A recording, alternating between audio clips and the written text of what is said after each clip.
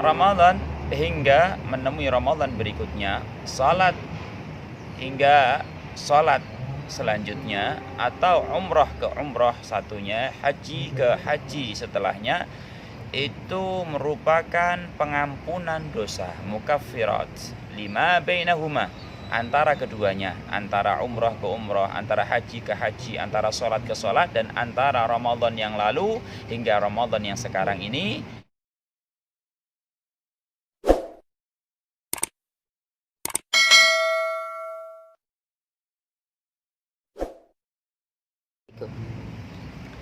Assalamualaikum warahmatullahi wabarakatuh. Alhamdulillah, wassalatu wassalamu ala sayyidi Rasulullah Muhammad ibn Abdullah wa ala alihi wa sahbihi wa man walah. Alhamdulillah, Allah subhanahu wa ta'ala sampaikan usia kita hingga kita menemui bulan Ramadan. Sudah kita lalui sehari bulan Ramadan ini. Semoga kita mendapatkan keberkahan daripada bulan Sya'ban, bulan Rajab, dan kita menemui bulan Ramadan merupakan anugerah Allah. Allah ingin memberikan kita anugerah, Allah ingin memberikan kita karunia, dan karunia-karunia Ramadan akan terus dianugerahkan untuk kita sekalian dengan sebenar-benarnya menjalankan puasa dan sekuatnya untuk bisa qiyamul lail, bangun malam di malam-malam bulan Ramadan. Rasul sallallahu alaihi wasallam menyebutkan di dalam hadisnya, Ramadan ila Ramadan, ussalah ila salah, wal umrah ila umrah. Riwayah yang lain, al-hajj ila al-hajj mukaffiratun lima bainahuma idza ijtunibatil kabair. Ramadan hingga menemui Ramadan berikutnya, salat hingga salat selanjutnya, atau umrah ke umrah satunya, haji ke haji setelahnya, itu merupakan pengampunan dosa, mukaffirat lima bainahuma, antara keduanya, antara umrah ke umrah, antara haji ke haji, antara sholat ke sholat, dan antara Ramadan yang lalu hingga Ramadan yang sekarang ini, dengan hanya masuk dan menemui bulan Ramadan, orang-orang yang hidup di saat itu terampuni semua dosanya karena sebagai mukaffiratun lima bainahuma, sebagai pengampun dosa, penghapus dosa dari antara Ramadan sebelumnya hingga Ramadan sekarang. Idza ijtunibatil kabair, kata Nabi, ketika orang tersebut menjauhi dosa-dosa besar. Artinya orang tersebut hanya memiliki dosa-dosa kecil, maka dosa-dosa kecil tersebut terampuni, terhapus hanya dengan menemui bulan Ramadan. Bagaimana dengan puasanya? Bagaimana dengan sholatul tarawihnya? Bagaimana dengan khatmul Quran? Bagaimana dengan memberi buka puasa kepada sesama? Itu semuanya janji dari Nabi Muhammad sallallahu alaihi wasallam atas pengampunan dosa, penghapus dosa. Maka masuk akal ketika Nabi Muhammad SAW mengatakan, man adraka Ramadan falam yughfar ab'adahullah. Orang yang menemui bulan Ramadan namun ia tidak mendapatkan ampunan, ia tidak dihapus dosanya oleh Allah, maka kata Nabi, orang tersebut tambah sial, tambah celaka, tambah jauh, tambah nista dari Allah Subhanahu wa ta'ala. Karena sudah menemui Ramadan, ampunan Ramadan begitu mudahnya, ampunan Allah di Ramadan begitu diobralnya, namun orang tersebut tidak mendapatkan ampunan. Itu artinya sial, celaka. Bahkan Nabi Muhammad dan malaikat Jibril mendoakan orang tersebut tambah sial, tambah celaka, dan doa Nabi Muhammad diijabah, diterima oleh Allah Subhanahu wa ta'ala. Rasul sallallahu alaihi wasallam mengatakan di sana, man qama Ramadan imanan wa ihtisaban ghufira lahu ma taqaddama min dzambih. Riwayah Qutaibah, riwayat yang lain mengatakan wa ma ta'akhir. Orang yang bangun malam. Ulama membahas bangun malam itu artinya adalah sholatul tarawih.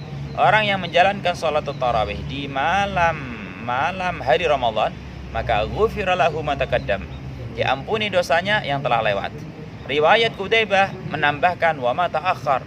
dosa yang ta'akhir, dosa yang akan datang. Dosa yang akan datang pun diampuni oleh Allah Subhanahu wa taala.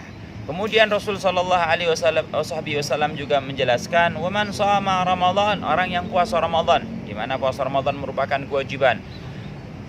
"Ghufira lahu ma taqaddama min dzambihi", orang yang puasa Ramadan maka diampuni dosanya juga oleh Allah Subhanahu wa taala.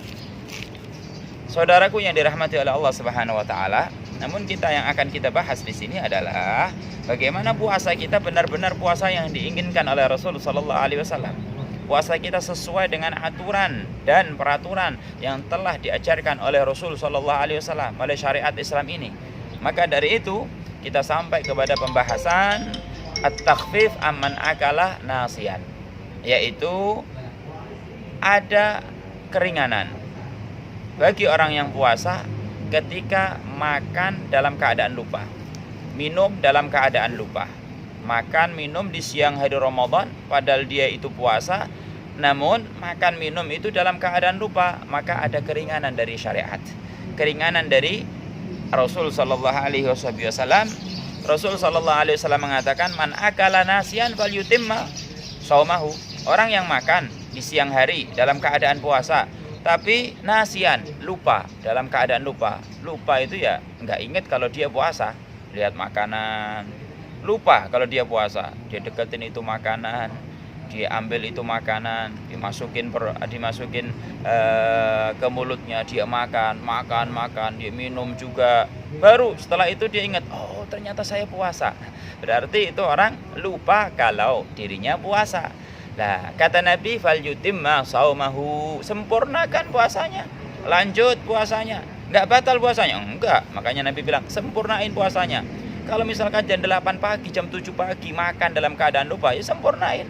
Jam 8 pagi, jam 9 pagi, pokoknya tidak batal puasanya. Maka Rasul sallallahu alaihi wasallam mengatakan, falyutimma saumahu, sempurnakan puasanya. Fa innama at'amahullah wa saqah, karena sesungguhnya orang yang makan dalam keadaan lupa saat puasa itu Allah Subhanahu wa taala yang memberikan makan dan Allah Subhanahu wa taala yang memberikan minum kepadanya, sehingga tidak batal puasanya ketika itu tadi dalam keadaan lupa.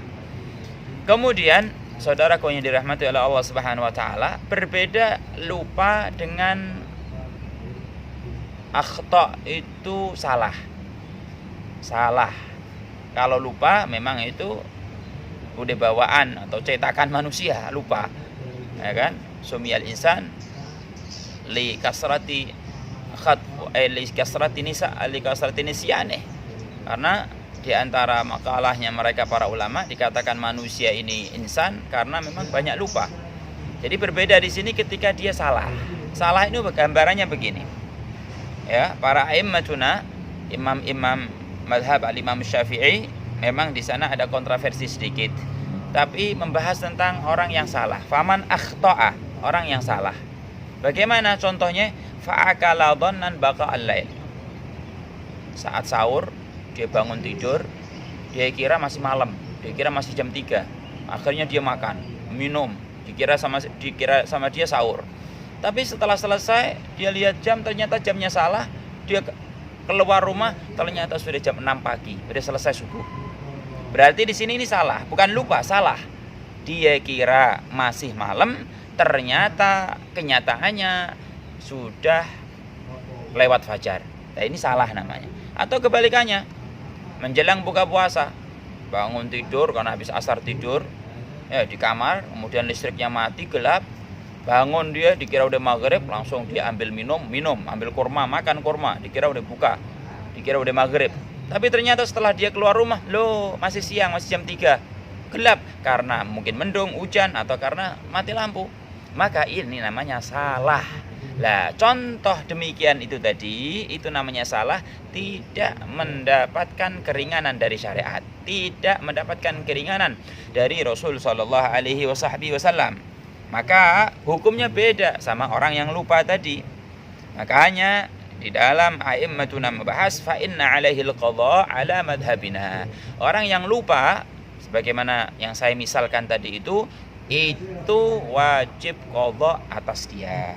Li'annal mukhti' muqassir, karena orang yang salah itu ada kesembronoan, ada keteledoran dari dirinya. Seharusnya dia li'annahu matlubu minhu al-ihtiyat, karena dia dituntut untuk hati-hati, pastikan ini malam bener masih waktunya sahur apa tidak. Tengok jam, keluar, tanya orang, usaha.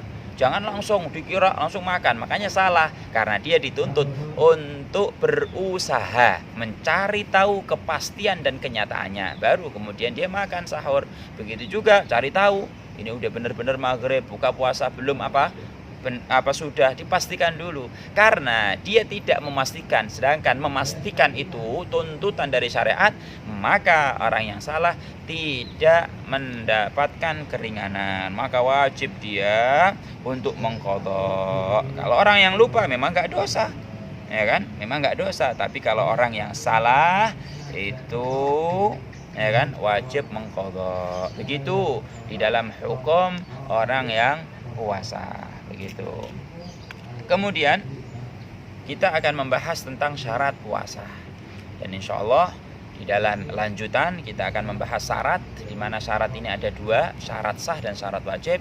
Insya Allah kita berikan panjang umur oleh Allah Subhanahu Wa Taala dan bisa menjalankan puasa Ramadan ini dengan sebenarnya, membaca Al-Quran dengan sebenarnya, dikasih Ramadan ini Ramadan yang terkesan, bisa khusyuk, bisa benar-benar menikmati daripada keladatan dan kenikmatan ibadah, mendekatkan diri kepada Allah di bulan Ramadan dengan puasa dan qiyamul lail, membaca Al-Quran dan zikir dan macam-macam ibadah yang lainnya. Wassallallahu ala sayyidina Muhammadin wa ala alihi wasallam. Alhamdulillahi rabbil alamin. Assalamualaikum warahmatullahi wabarakatuh.